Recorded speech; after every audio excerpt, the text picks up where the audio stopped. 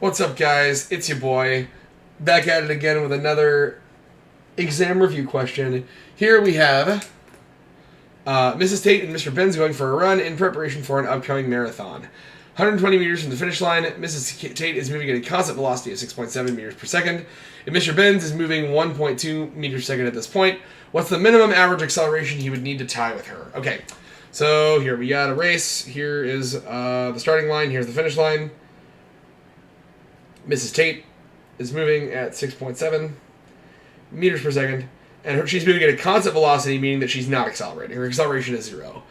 Mr. Benz is moving at 1.2 meters per second, and we're trying to find out how much he needs to accelerate to tie with her. And we're looking for minimum, meaning what's the slowest he could possibly accelerate and reach the finish line at the same time she does. So, we can go ahead and solve this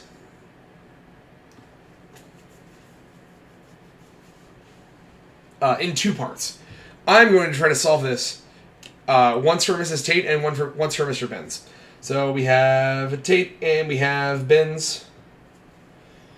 Xi, xf, vi, vf, a into t. Xi, xf, vi, vf, a into t.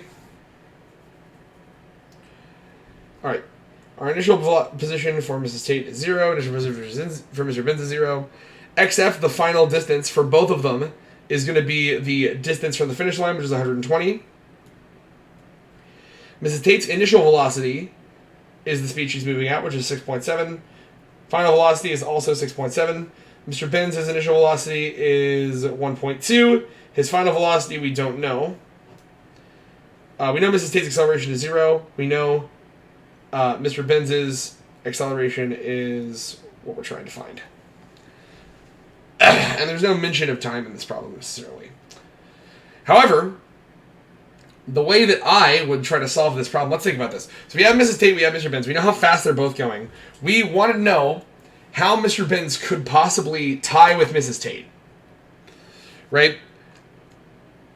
When they tie, they both reach this 120 at the same time. So I think it's a good idea to try to find the time that it will take Mrs. Tate to make it, and then see how long it will, or how much Mr. Benz has to accelerate to make it there also in that time. So I think we should solve Mrs. Tate's for time. We can do that with any of our equations because we have all of her information. I'm going to choose to do this with, I'm going to use number 1. So number 1 is Vf equals Vi plus A times T. So we're going to go ahead and going to go ahead and do Mrs. Tate's. Actually, let's not do this for Mrs. Tate. I apologize. We actually can't use number 1 because we need to determine how long it will take for her to reach the finish line. Actually, so we can't use number 1 for that one. Pardon me. Forget that I said that. Because she's not accelerating, basically all that would tell her, all that would tell us is like how much her speed is changing. We need to put an XF in the equation because we need to know how long it takes her specifically to move this distance, right? So we're actually going to use number 3. So number 3 says XF equals XI plus VI plus VF over 2 times T. Okay, so now we can say that XF is 120, XI is 0, VI is 6.7, VF is 6.7 over 2 times time. So we can say 120 is 6.7 plus 6.7 is 14.4 divided by 2 is 6.7 times T. Divide both sides by 6.7. And we end up getting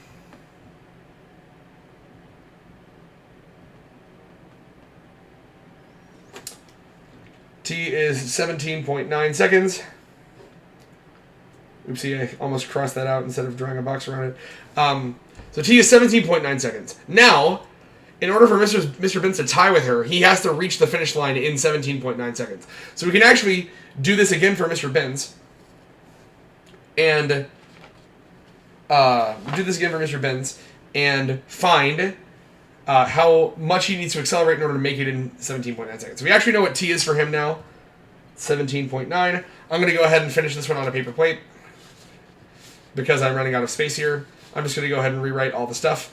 So Mr. Benz is xi 0, xf is 120, vi is 1.2, vf we don't know, a is what we're trying to find, and t we know now is 17.9 seconds. So Mr. Benz, we want to try to find acceleration with no vf. That sounds like an equation number 4 type data to me.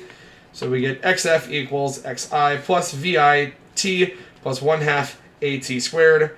Xf is 120, xi is 0, vi is 1.2, time is 17.9, plus 1/2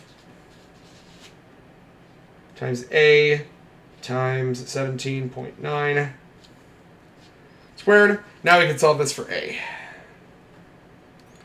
So we end up getting 120 equals 0 plus 1.2 times 17.9, boop, gives us 0 plus 21.48. 0 plus is going to drop out, obviously.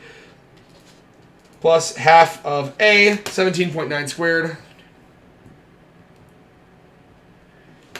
is 320.4. Boop, boop. So you end up getting 120 equals 21.48 plus 320.4 divided by 2 is 160.2. So all these get multiplied together. Half of this times a gives us 160.2 a.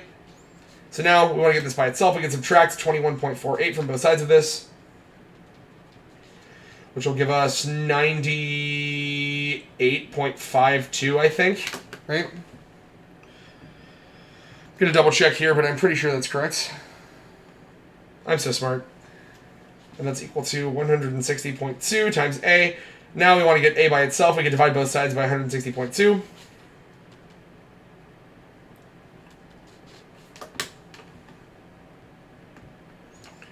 We end up getting a equals 0.61 meters per second squared.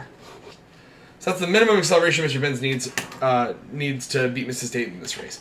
So this is a question on the normal exam. If this seemed kind of hard to you, I will admit this is the hardest one on the normal exam. The one that's like this.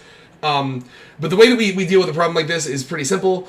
Basically, we have all the information for one of our two characters. If we want to find out what the minimum acceleration or the minimum whatever the other one needs in order to tie, it's fine. All we have to do is figure out how long it will take one of the two people, and then we can figure out for the other one using that time.